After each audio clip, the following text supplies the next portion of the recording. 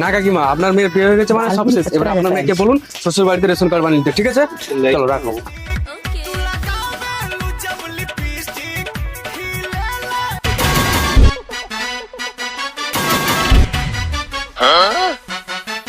কে আপনি?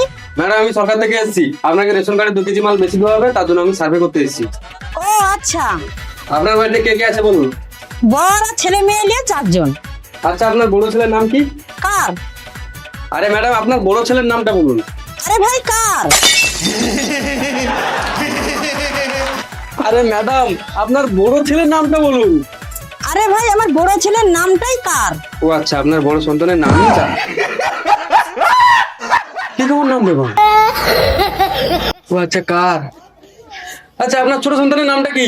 কার্বন। না না ম্যাডাম কার্বন লাগবে না, আপনি শুধু বলুন আপনার ছোট সন্তানের নাম কি। আরে ভাই কার্বন। আরে বলছি তো কার্বন লাগবে না, আমরা এমনি লিখে নিলে হয়ে যাবে। আপনি শুধু বলুন না আপনার ছোট সন্তানের নামটা কি। আরে ভাই আমার মেয়ের নামই কার্বন।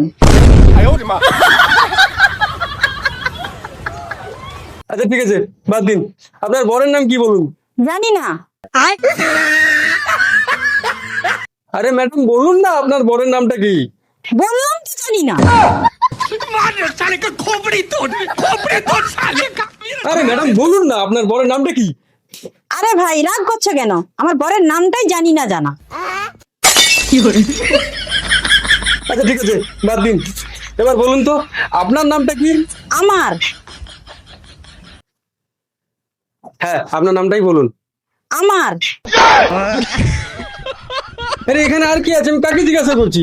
আপনাকে তো জিজ্ঞাসা করছি, আপনার নামটা বলুন। আরে ভাই রাগ করছো কেন? আমার নামটাই আমার জানা।